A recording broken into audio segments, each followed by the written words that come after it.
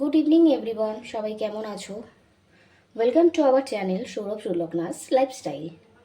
তো আজকে তোমাদের একটা রেসিপি দেখাবো যেটা খুব জলদি তোমাদের বাড়ির থাকা উপকরণ থেকে রেডি করা যাবে, বা তোমরা নিজেরাও চায়ের স্ন্যাক হিসেবে খেতে পারো, আবার কেউ বাড়িতে এলে তাদেরকে বানিয়েও দিতে পারো। কিন্তু মেন যে জিনিসটা লাগবে সেটা হলো বাঁধাকপি। ঠিক আছে, তো আমি এখানে বাঁধাকপিটাকে সিদ্ধ করে যে জলটা ছিল পুরো জলটা ঝরিয়ে দিয়েছি। ঠিক আছে, এবার এর মধ্যে আমি একে একে কী কী জিনিস লাগছে আমি এবার অ্যাড করতে থাকি। সবার ফার্স্টে দিয়ে দেব নুন। এটা যে যার টেস্ট অনুযায়ী দেবে। ঠিক আছে, আর খুব সামান্য পরিমাণ দিয়ে দেব হলুদের গুঁড়ো।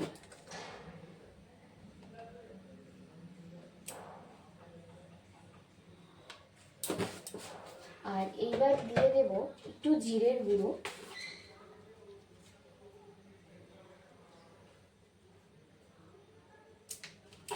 আর তার সাথে দিয়ে দেবো গরম মশলা। সব কিছুই ঘরে থাকা উপকরণ থেকেই করছি।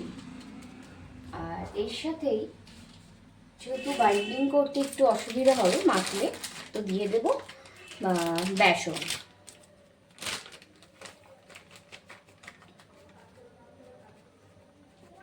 এখন আপাতত দিই, মেখে দেখবো কতটা কি লাগে। আর দেখতে হবে, যদি কেউ চাও এর মধ্যে কালো জিরে অ্যাড করতে পারো, বা সাদা জিরেও দিতে পারো। আমি খুব 2-4টে দিলাম, জানি না কেমন হবে, বাট ট্রাই করে দেখছি।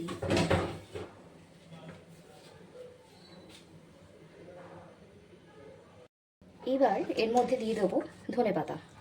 আমি কাঁচি ইউজ করছি, একদম কুচি কুচি করে কাটবো বলে। আর সাথে দেব 2টো কাঁচা লঙ্কা। এখানে অনেকে গুঁড়ো লঙ্কাটাও দিতে পারো, কিন্তু ওটা তো হেলথের জন্য ভালো না, যার জন্য আমি কাঁচা লঙ্কা দিয়েই করবো এটা। আর খুব কাঁচি দিয়ে যদি এগুলো কাটো, শাক জাতীয় বা এই ধনেপাতা, খুব তাড়াতাড়ি খুব ইজিলিভাবে কাটা যায়, আর খুব ছোটো ছোটোভাবে কাটা যায়।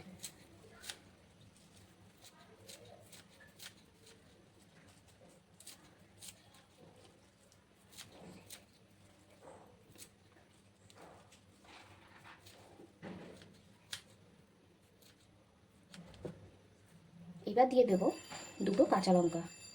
কাঁচা লঙ্কাটা ওটা দিয়ে কাটলে চোখে আর ঝালটা লাগবে না, কখনো চলে গেলেও।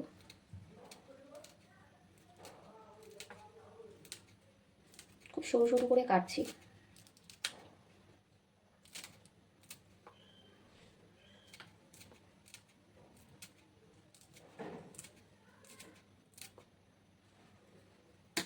কাটা আমার হয়ে গেল কমপ্লিট। এবার একটা মাখার পালা। আর এখানে আমি নিয়ে নিয়েছি ময়দা, নুন আর সামান্য পরিমাণের গোলমরিচের গুঁড়ো। মানে এটা একটু পাতলা ব্যাটার করবো, এটা মাখার পরে তারপরে এর মধ্যে ডিপ করে তারপরে আমি তেলে দেবো। তো চলো এটাকে এবার আমি ভালো করে মেখে নিই। মেখে তারপর এটাকে আমি গুলে নেব নর্মাল জল দিয়ে।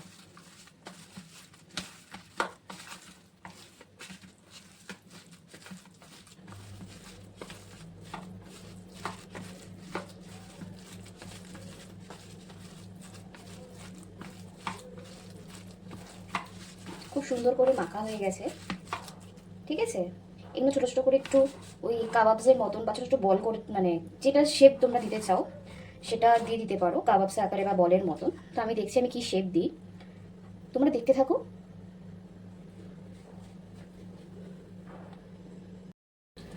দেখতেই পাচ্ছ এখানে আমি কটা বড়ার জন্য শেপ দিয়ে দিয়েছি। আর এই যে ব্যাটারটা হলো, আর আমি কিন্তু গ্যাসে বসিয়ে দিয়েছি তেলটা গরম করতে, আর সাথে গরম গরম চা।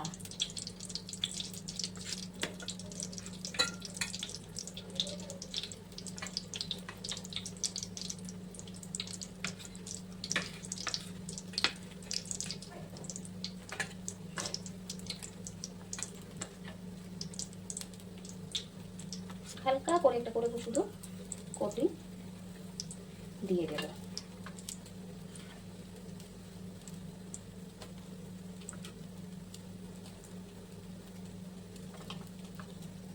আপাততর জন্য আমি এই কটাই ভেবেছি যে ভেজে তোমাদের দেখাবো।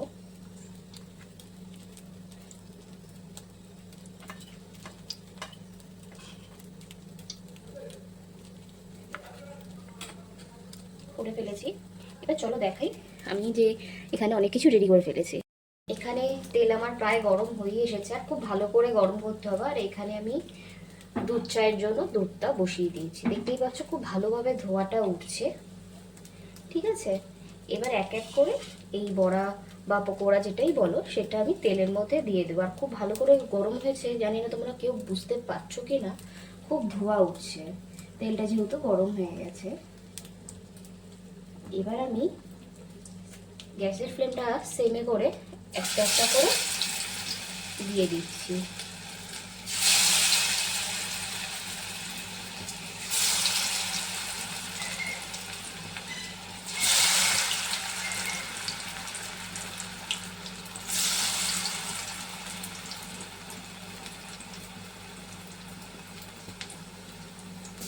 আমি যে কটাতে করেছি সে কটা একবারেই তোমার কড়াইতে ধরে গেছে। তো এটাকে কিছুক্ষণ ঢেকে রাখবো, কারণ যেহেতু কাঁচা মশলাগুলো দেওয়া হয়েছে, হলুদ, জিরে, ঠিক আছে, যার জন্য একটু ঢেকে সেমে করে রেখে দেব।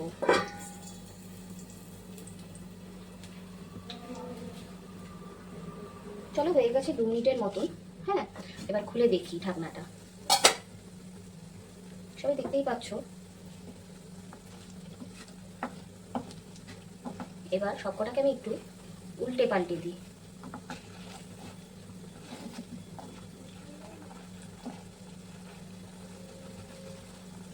একটার সাথে একটা লেগে গেছে, নো প্রবলেম।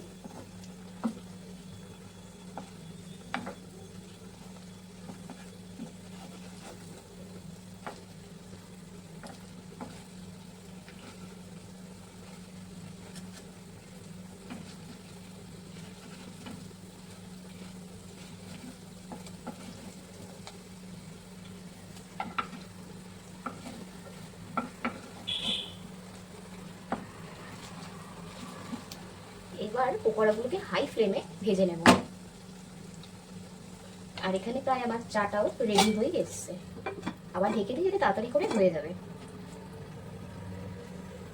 চলো এবার দেখে নিই পকোড়ার অবস্থাটা। বাহ, গন্ধটা তো খুব ভালো বেরিয়েছে।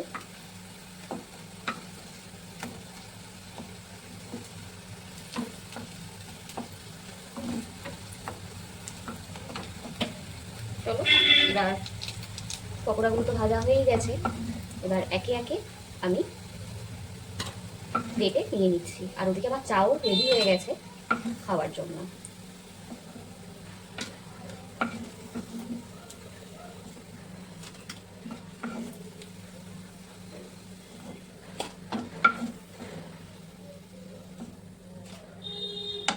এবার আমি একটু চাটা ছেঁকে নিই। চাটা আমার অনেকক্ষণ আগে কমপ্লিট হয়ে গিয়েছিল করা, আর একবার গরম করে তারপরে এবার কাপে ঢালি।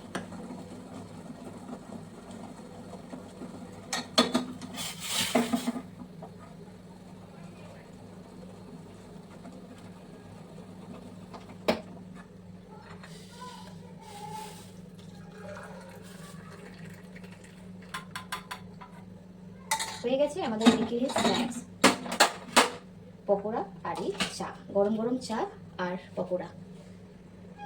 সন্ধ্যাটা পুরো জমে গেছে গরম গরম চা আর বাঁধাকপির পকোড়া দিয়ে। এবার আমরা এটা এনজয় করে খাই। আর অবশ্যই ভিডিওটাকে লাইক কমেন্ট শেয়ার করতে ভুলবেন না। আর আরও এরকম চটজলদি কিছু রেসিপি জানার জন্যই কমেন্ট বক্সে এসে জানাতে পারেন যে আপনারা কোনো চটজলদি কোনো রেসিপি জানতে চান নাকি আমাদের থেকে, বা আমরাও চেষ্টা করব এরকম ছোট ছোট রেসিপি দেওয়ার জন্য।